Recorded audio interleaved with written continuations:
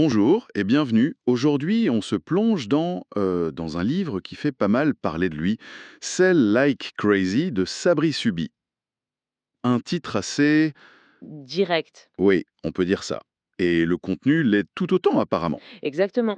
L'idée centrale, c'est un système de vente. L'auteur dit que ça lui a rapporté des centaines de millions et que ça marche pour tout le monde. Ah oui? Genre? Ben, dentistes, ceux qui promènent les chiens, l'immobilier, les livreurs de pizza, vraiment tout quoi, D'accord. C'est une sacrée promesse. carrément.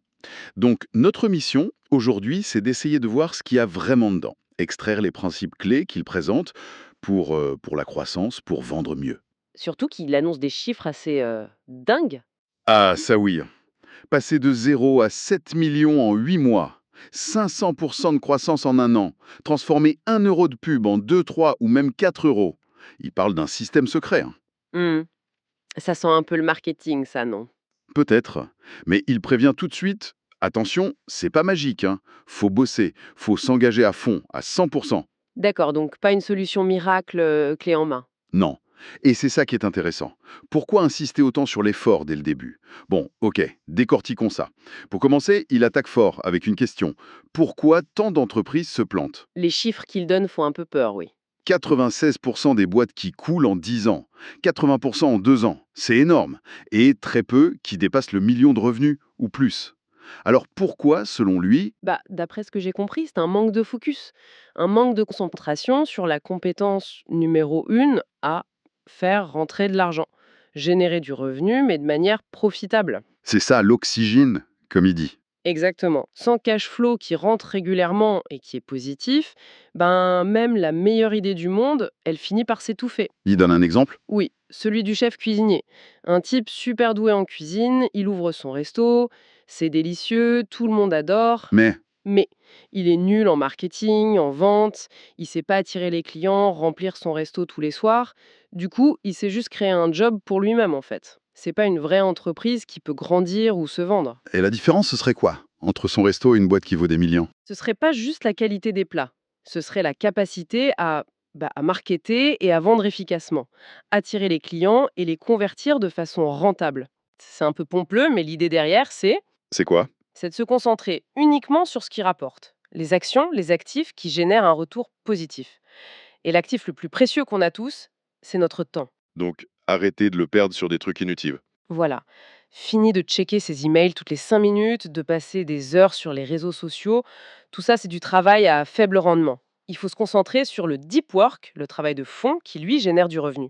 Il cite des exemples, je crois? Oui, John Paul de Joria, le fondateur de la Tequila Patron, qui utiliserait pas d'email du tout pour rester focus. Ou Mark Ford, qui met en garde contre cette obsession des petites tâches, des petites corvées. L'idée, c'est de passer d'un mode pompier à éteindre les feux. Oui, travailler dans l'entreprise, Un mode architecte, travailler sur l'entreprise, sur sa croissance. c'est exactement ça. Être proactif, pas juste réactif. D'accord? Mais comment on sait où mettre son énergie, justement? Il y a cette règle des 4%. Ça vient de Pareto, non? Le 80-20? Oui, ça part de là. 20% de nos efforts donnent 80% de nos résultats. Classique. Mais lui, il pousse le bouchon un peu plus loin. C'est-à-dire? Il applique le 80-20 une deuxième fois. Sur les 20% d'activités qui génèrent 80% des revenus, il dit prenez les 20% de ces activités-là. Donc 20% de 20%, ça fait 4%. Exactement. Et ces 4% d'activités génèrent selon lui 80% de ces 80% de revenus initiaux, soit environ 64% du total des revenus. Ah ouais, quand même. C'est l'idée de trouver les pépites, quoi. Ces 4%, ce sont les activités à fort effet de levier, celles qui ont un impact démesuré sur les résultats. Et le but, c'est que chacun trouve ses propres 4%. Pas juste de copier sa liste à lui. Ben oui, bien sûr. Lui, il mettait la rédaction de textes de vente, la création d'offres, les webinaires. Mais ça dépend de chaque business. L'exercice, c'est d'analyser ce qu'on fait et d'identifier ce qui pèse vraiment lourd dans la balance des revenus. Ce qui amène logiquement à une autre question. Combien vaut mon temps? Oui, il propose un calcul simple. Ton revenu annuel divisé par le nombre d'heures que tu bosses par an. Ça te donne ton taux horaire perso. D'accord. Et une fois qu'on a ce chiffre, Bah, le principe est simple. Ne fais jamais une tâche que tu pourrais déléguer à quelqu'un qui coûte moins cher de l'heure que toi. exemple. Si tu vaux, disons, 100 € de l'heure et que tu passes 1 heure à faire de la compta simple qu'un assistant à 25 € de l'heure pourrait faire, Mais tu perds pas 1 heure, tu perds 75 €. exactement. Et ce temps que tu gagnes, tu dois le réinvestir dans tes fameuses activités à 4%, celles qui rapportent vraiment. Ça oblige à faire des choix drastiques. Et parmi ces activités à 4%, quelle est la priorité absolue? Le truc numéro 1 sur lequel le fondateur doit se concentrer? Vendre. Sans aucune hésitation. C'est martelé, répété. La responsabilité numéro 1 du boss, c'est la vente. C'est pas un truc à déléguer complètement ou à mettre de côté. Il faut mettre les mains dans le cambouis de la vente. C'est ça. Il dit même qu'il faut changer de perspective. Le boulanger, son business, c'est pas de faire du pain, c'est de vendre du pain. Le dentiste vend des soins. L'entrepreneur, avant tout, c'est un marketeur de ce qu'il propose. C'est une vision assez Get Lee, centrée sur le commerce. Oui, et ça doit se voir dans comment on alloue les ressources. 80% du temps, de l'argent, de l'énergie doivent aller aux activités qui font rentrer du cash. Marketing et vente, c'est pas juste un département parmi d'autres, c'est le moteur principal. Sales trumps all. La vente prime surtout. Voilà. Parce qu'avec des ventes qui rentrent et qui sont profitables, tu peux régler quasiment tous les autres problèmes de la boîte. Tu peux embaucher, investir, etc. D'accord. Mais vendre en direct, un par un, ça prend un temps fou. Comment on passe à l'échelle supérieure? Ah, justement, c'est là qu'intervient le salesmanship multiplié, la vente multipliée en quelque sorte. L'auteur explique qu'il a vite compris que même en étant bon vendeur, son temps était limité. Et donc, la solution? Le marketing direct. Et surtout, la compétence qu'il juge la plus létale, c'est son mot, savoir écrire. Écrire des textes, des messages qui vendent à grande échelle. Le copywriting. Ça permet de se créer son propre chèque, comme il dit. C'est l'idée. Ton message de vente devient un soldat vendeur. Et les plateformes de pub, comme Google, Facebook, ce sont les véhicules qui déploient tes soldats partout. Malin. Et il critique la pub habituelle. Oui, ils la trouvent souvent trop molle. Juste dire coucou, on existe, achetez nos trucs. Ça ne suffit pas. Une bonne pub, pour lui, ça doit être un argumentaire de vente. Ça doit informer, persuader, donner des raisons d'acheter. Il y a un test simple pour ça? Oui, oui. Et est-ce que tu dirais la même chose, mot pour mot, à un prospect si tu l'avais en face de toi? Si la réponse est non, c'est probablement pas assez percutant. Intéressant. Ce qui nous amène à un point sensible, le fameux problème de trafic. Beaucoup d'entrepreneurs pensent que s'ils avaient plus de visiteurs sur leur site, tout irait mieux. Et là, l'auteur dit non, faux. Le problème, c'est quasiment jamais le manque de trafic. Ah bon? Pourquoi? Parce que le trafic aujourd'hui, ça s'achète. C'est une commodité. Il y a des milliards de recherches sur Google chaque jour, des millions de gens sur Facebook. Le trafic est là, disponible. Donc le vrai problème, c'est quoi? C'est la conversion. C'est d'avoir un système qui prend ses visiteurs, même achetés via la pub, et qui les transforme en clients de manière rentable. C'est ça le nerf de la guerre. Il y a une phrase assez choc là-dessus, non? Oui, si vous ne pouvez pas payer pour acquérir un nouveau client, vous n'avez pas d'entreprise. Ouch! Ça veut dire qu'on ne peut pas juste compter sur le bouche à oreille ou le référencement naturel. Pour avoir une croissance prévisible et qu'on peut amplifier, non. Il faut être capable d'investir dans la pub en sachant que chaque euro investi va en rapporter plus. C'est ça qui change tout. La pub devient un investissement, pas une dépense. Et il compare les retours sur investissement, je crois. Oui, rapidement. Il met en face les ROI de la bourse, de l'immobilier, genre 9%, 11% par an, et les ROI qu'il dit obtenir avec ses pubs, des centaines, voire des milliers de pourcents. Donc l'idée, c'est... C'est que si tu as une machine publicitaire où tu mets 1 € et il en ressort 3 €, ben tu ne mets pas de limite à ton budget pub. C'est comme acheter des billets de 3 € pour 1 €. Pourquoi s'arrêter? Logique, vu comme ça. D'accord. La théorie est posée. Focus sur le temps rentable, priorité aux ventes, système pour convertir le trafic payant. Concrètement, on commence par où? Phase 1. Comprendre son acheteur idéal. C'est la base de tout. L'erreur classique, c'est de viser uniquement les 3% de gens qui sont prêts à acheter maintenant. Et lui, il dit qu'il faut viser. Les 97% restants. Ceux qui sont en train de chercher une solution mais pas encore décidés, ceux qui savent qu'ils ont un problème mais ne cherchent pas activement, et même ceux qui ne réalisent pas encore qu'ils ont un problème que tu pourrais résoudre. Et comment on touche ces 97%? En les éduquant, en leur apportant de l'information pour les faire avancer dans leur réflexion, dans leur parcours d'achat. Et pour ça, il faut les connaître sur les bouts des doigts. C'est la stratégie Halo. Aller au-delà de l'âge et du lieu de résidence, quoi. les plus profondes? Qu'est-ce qui les frustre au quotidien? Quels mots ils utilisent pour en parler? Ils citent Robert Collier. Il faut entrer dans la conversation qui a déjà lieu dans l'esprit du client. C'est seulement avec cette compréhension intime qu'on peut créer des messages qui vont vraiment leur parler. Exactement. Et même identifier les Power 96, les 4% de clients qui génèrent 74% des profits. Il faut savoir qui ils sont pour en attirer d'autres comme eux. D'accord. On sait à qui on parle. Phase 2. Créer l'appât parfait. L'offre de contenu de haute valeur, ou HVCO. C'est quoi ce truc? Bah, c'est un cadeau si tu veux. Un guide gratuit, un rapport spécial, une vidéo de formation. Quelque chose qui a une valeur énorme pour ton acheteur idéal et que tu lui offres en échange de ses coordonnées, son email, son nom. Comme un aimant à prospect qualifié. C'est ça. L'exemple du constructeur de maison est bien. Au lieu d'une pub banale, promo sur nos maisons, une annonce du genre avertissement. Ne faites pas construire votre maison avant d'avoir lu ce rapport gratuit et choquant.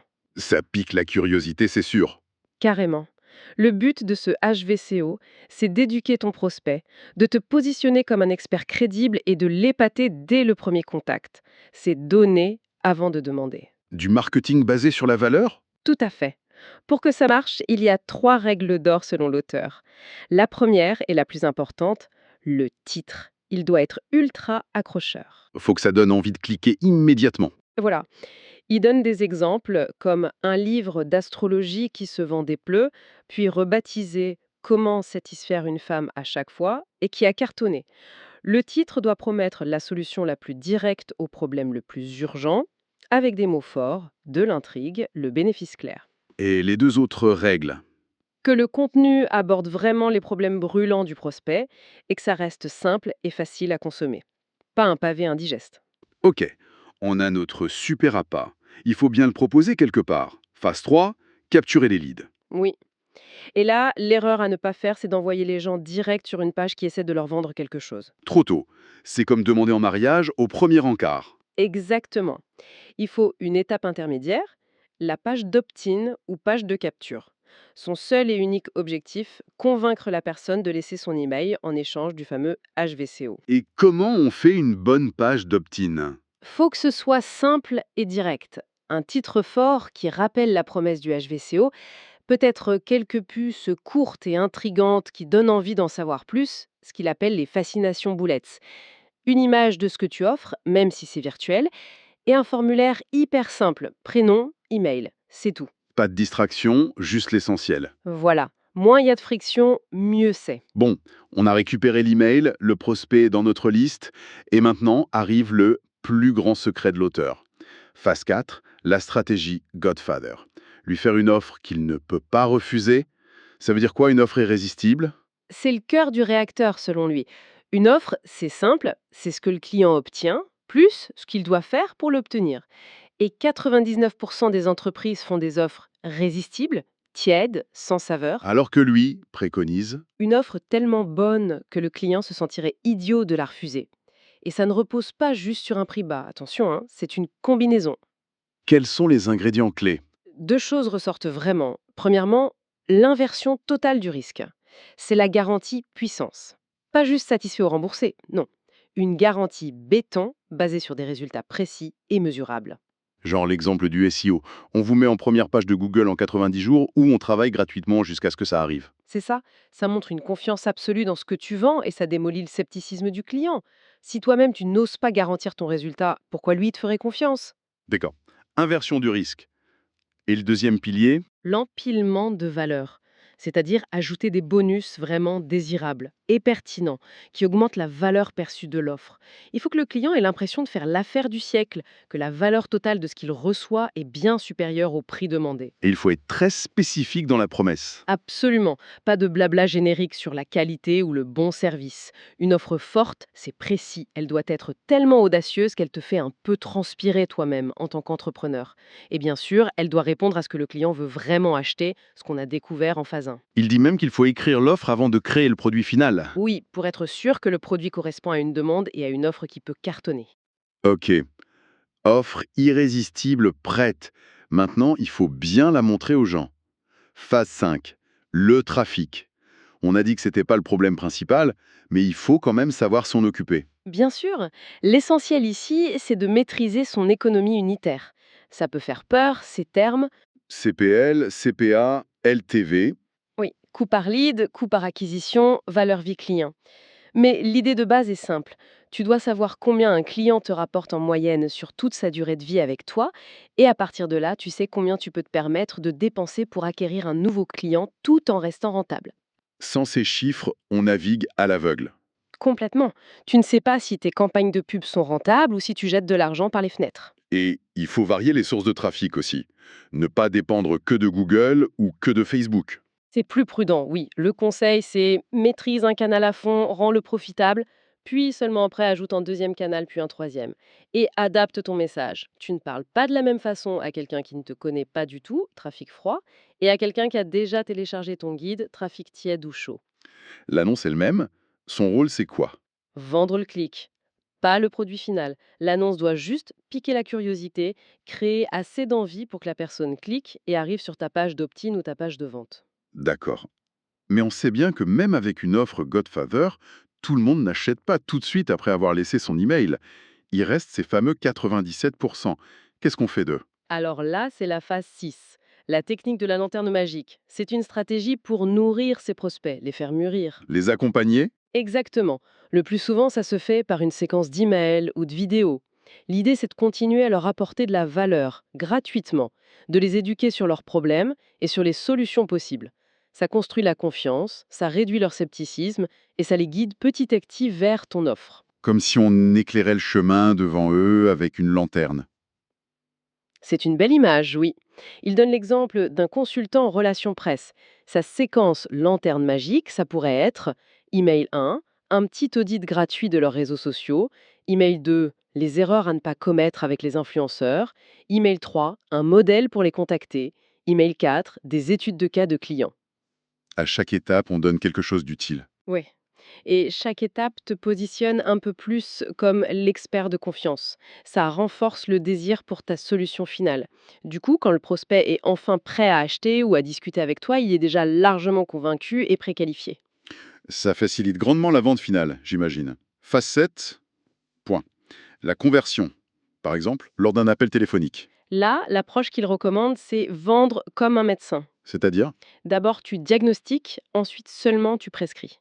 Tu passes du temps à vraiment comprendre le problème du prospect, sa situation actuelle, mais surtout où il veut aller, son objectif désiré, son pourquoi. Et une fois qu'on a bien compris, Tu peux agiter la douleur, lui faire bien sentir les conséquences de ne pas régler son problème, et ensuite tu présentes ta solution comme le pont logique pour atteindre son objectif. Et le truc clé, c'est de prouver ta valeur pendant l'appel. Donne-lui déjà un conseil utile, un aperçu de comment tu peux l'aider. faut pas être avare d'informations même avant qu'il signe. Non, ça montre ta compétence et ça construit la confiance.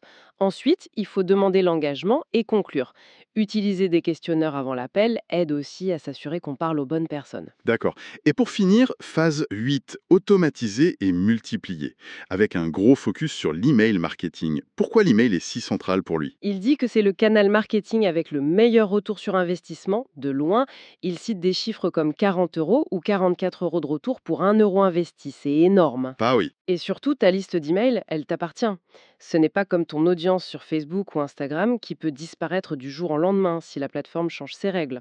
Ta liste, c'est un actif que tu contrôles. Et c'est scalable, j'imagine. Exactement. Tu écris un email une fois, tu peux l'envoyer à des milliers de personnes. C'est très efficace. Mais on est bombardé d'emails tous les jours. Comment faire pour que les nôtres sortent du lot, soient lus et cliqués? Il y a bien sûr des aspects techniques importants. S'assurer que les emails arrivent bien dans la boîte de réception, la délivrabilité, avoir un bon objet pour que les gens ouvrent. Mais au-delà de la technique, Il insiste sur quelques principes de contenu. Premièrement, sonner vrai, humain. Écrire comme tu parlerais à un ami, pas de ton corporate ennuyeux. Être conversationnel. deuxièmement, Apporter de la vraie valeur. Chaque email doit avoir un intérêt pour le lecteur, lui apprendre quelque chose, l'aider, le divertir, en lien avec ses besoins qu'on a identifiés avant. et troisièmement, Avoir un appel à l'action très clair, ne pas hésiter à dire aux gens exactement ce que tu veux qu'ils fassent. Clique ici pour lire l'article, réponds à cet email et dis-moi, inscris-toi là, être directif. bon, ça fait un sacré parcours ces 8 phases. Mais on voit bien le fil conducteur.